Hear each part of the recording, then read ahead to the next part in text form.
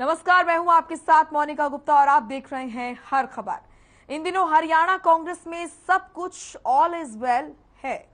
एक तरफ कांग्रेस प्रदेश अध्यक्ष कुमारी सैलजा का गुट है तो दूसरी तरफ हरियाणा के पूर्व सीएम भूपेंद्र सिंह हुड्डा का गुट। हरियाणा कांग्रेस में जारी अंतर्कलह की वजह से बीजेपी भी इन दिनों कांग्रेस को खूब आड़े हाथों ले रही है। इन्हीं सब तमाम मुद्दों को लेकर हरियाणा के पूर्व सीएम भूपेंद्र सिंह हुड्डा से एक्सक्लूसिव बातचीत की है हमारे सहयोगी कंचन बनर्जी ने। क्या कुछ कहा है भूपेंद्र सिंह हुड्डा ने हर खबर से एक्सक्लूसिव बातचीत के दौरान, वो भी आपको सुनाते हैं।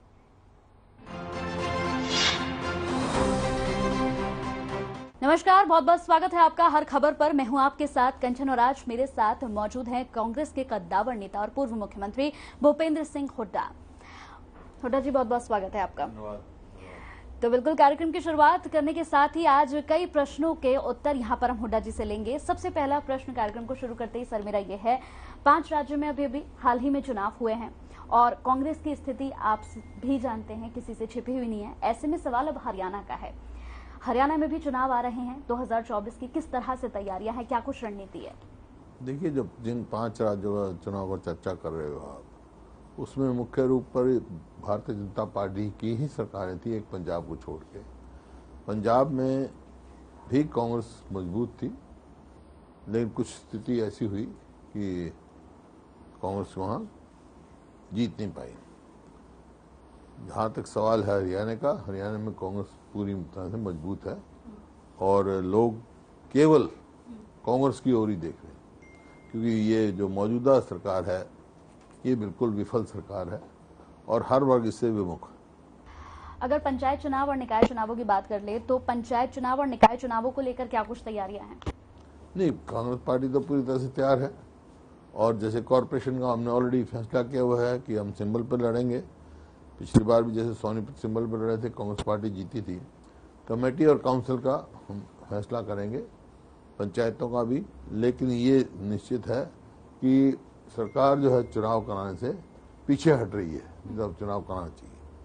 यहाँ पर एक सवाल मेरा आपसे और है, जिस तरह से आपने देखा कि पंजाब में आम आदमी पार्टी का प्रदर्शन रहा, कहीं ना कहीं अब पूरी तरीके से जो है आम आदमी पार्टी हरियाणा में अपना कुनबा यहाँ पर खड़ा करने में लगी हुई है। उनका कहना है कि अब हरियाणा में भी अपने आप को यहाँ पर स्थिर कर लेंगे। तो कितनी बड़ी चुनौती मानते हैं इसे? ऐसा है, कोई पहली दफा आम आदमी पार्टी नहीं करी। पिछले पार्लियामेंट के चुनाव भी सारी सीटें लड़ी थी आम आदमी पार्टी, और विधानसभा भी। कहीं एक जगह भी पार्लियामेंट हो या असेंबली में अपनी उपस्थिति दर्ज नहीं करा सकी। तो कोई स्थिति ऐसी नहीं है यहाँ पर, क्योंकि सब प्रदेशों का अपना अपना अलग अलग राजनीतिक वो होता है। यहाँ पे परिस्थितियाँ दूसरी हैं, पंजाब में दूसरी थी। पंजाब में तो मुख्य विपक्षी थी, पार्लियामेंट के में भी इनकी सीटें थी। तो ये है, यहाँ तो अपनी उपस्थिति दर्ज नहीं करा सके। यहाँ पर एक और सवाल है मेरा आपसे, जिस तरह से लगातार अगर हम सत्ता पक्ष की बात कर ले तो सत्ता पक्ष का कहना है कि कुमारी सैलजा को और आपको एक साथ कभी मंच पर नहीं देखा गया है, और वहीं जैसे कि अभी सूत्रों के हवाले से खबर भी आ रही है कि जो कुमारी सैलजा है वो अपना इस्तीफा पेश कर सकती हैं सोनिया गांधी से मिलकर। क्या कहेंगे? नहीं, ऐसी कोई बात नहीं है। मेरा कोई कुमारी सैलजा हो या और कोई भी कांग्रेस नेता हो, किसी से मेरा विरोध नहीं है। कई दफा हर जगह मंच पे तो कोई इकट्ठे होते नहीं है, जहाँ होना पड़ता है वहाँ होते हैं, जहाँ होना चाहिए। तो कोई बाकी इस्तीफे की बात में वो मेरे इल्म में कुछ नहीं। जिस तरह से सर अभी जैसे कि हम देखें कि कांग्रेस के अंदर कई बार खबरें आ चुकी हैं कि आपसी मतभेद कांग्रेस पार्टी के अंदर चल रहा है, क्या सच्चाई है इस चीज में? ये तो आपकी है खबरें, आपकी बनाई हुई खबरें, और कुछ काम नहीं हो तो आपको यही खबरें बनाओगे। कोई मतभेद नहीं है। एसवाइल के मुद्दे पर सर एक सवाल है मेरा।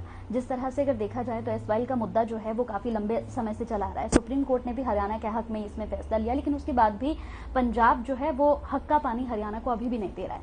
क्या कहेंगे इस पर, कहाँ कमी कहाँ है? देखिए, कमी ये है कि जैसे 2002 में पहले सुप्रीम कोर्ट ने फैसला किया था, बात पहले की चल रही थी, हम अपने हक के लिए लड़ते रहे, और 2004 में पंजाब गवर्नमेंट उसमें आई, रिव्यू में आई। 2004 में सुप्रीम कोर्ट ने उनका रिव्यू रिजेक्ट कर दिया। उसके बाद पंजाब सरकार ने जो पानी का समझौता था उसको एब्रोगेट कर दिया, उसको रद्द कर दिया, और एक पंजाब असेंबली में पास कर दिया, गवर्नर सेशन में आई। तो एक समस्या पैदा हो गई तो मैं यहाँ सांसद था उस समय, तो उसके लिए अब मिले, राष्ट्रपति जी को मिले, प्रधानमंत्री जी को मिले, तत्कालीन प्रधानमंत्री जी को ये फैसला किया गया कि ये प्रेसिडेंशियल रेफरेंस के लिए भेजा जाए सुप्रीम कोर्ट में। इन मुद्दे पर आया पंजाब ये कर सकती थी, उसका अधिकार था, नहीं था, गलत किया, तो ये करके अब 2016 में फैसला आया है, वो हरियाणा के हित में आया है। और मैं समझता हूँ ये वो उसका आदेश कॉन्स्टिट्यूशनल बेंच का वो फाइनलिटी अटेन कर चुका है, उसमें कोई एग्जीक्यूशन की जरूरत नहीं है, वो इम्प्लीमेंट कराने की बात है। और वो इम्प्लीमेंट कराने की जिम्मेवारी जो 2002 में जो छोड़ी थी, वो 2002 में केंद्र सरकार की जिम्मेवारी थी और पंजाब सरकार को अड़चन नहीं अड़ानी चाहिए इसमें। तो आज ये है कि केंद्र सरकार से हमने कहा भी, हमने भी प्रस्ताव पास किया कि हम केंद्र सरकार से मतलब सब करके और यही आग्रह करेंगे और अपने हक के लिए लड़ाई लड़ेंगे और एक बूंद भी पानी का नहीं छोड़ेंगे हम अपना का। क्योंकि अब तो फैसला कॉन्स्टिट्यूशनल बेंच का है, अगर कॉन्स्टिट्यूशनल बेंच का ही फैसला नहीं चलेगा इस देश में तो फिर तो कोई वो ही नहीं रहेगा। हमारी जो फेडरल गवर्नमेंट है, फिर तो अगर कोई हमारा पानी बंद करेगा तब हम उसका रास्ता बंद कर देंगे, तो देश का क्या होगा? ऐसा नहीं होता। पंजाब सरकार की तरफ से एक प्रस्ताव अभी पारित किया गया है जिसे लेकर काफी हंगामा भी हुआ, राज्यसभा में भी काफी हंगामा हुआ, तो इसे किस नजरिए से देखते हैं? जिस तरह से भी कहा गया है पंजाब सरकार ने कि चंडीगढ़ जो है, हाँ क्या कहेंगे इस पे? ऐसा है, जब ये अलग अलग हुए 1966 में प्रदेश, तो शाह कमीशन बैठा था। शाह कमीशन ने 3 मेंबरों में से 2 मेजोरिटी में चंडीगढ़ हरियाणा को दिया था। उसके बाद इंदिरा गांधी अवार्ड हुआ, उसके बाद राजीव लोंगोवाल समझौता हुआ, वो चलते चलते अब जो है ये हो गया। जहाँ तक चंडीगढ़ का सवाल है और इसका सवाल है, हमारे पंजाब के साथ 3 मुद्दे हैं। एक पानी का जो बताया, इसमें पानी के हिस्से का भी और SYL का भी है। SYL का ये बाखड़ा डैम तो सतलुज पे बना है, लेकिन जो सरप्लस पानी जो पाकिस्तान जाता था 60 में जो फैसला हुआ ब्यास और रावी का, जो ब्यास का पानी सतलुज में मिलाया गया गोविंद सागर में और रावी पर रंजीत सागर बनाया गया, उसमें हमारा 3 MF का बंटवारा आया है। उसके लिए कैरिंग कैपेसिटी है हमारी जो SYL, जो अपने हिस्से, हम किसी का हिस्सा नहीं मांग रहे, जो हमारा हिस्सा है उसके लिए मांग रहे हैं, उसमें भी पंजाब अड़चन आ रहा है।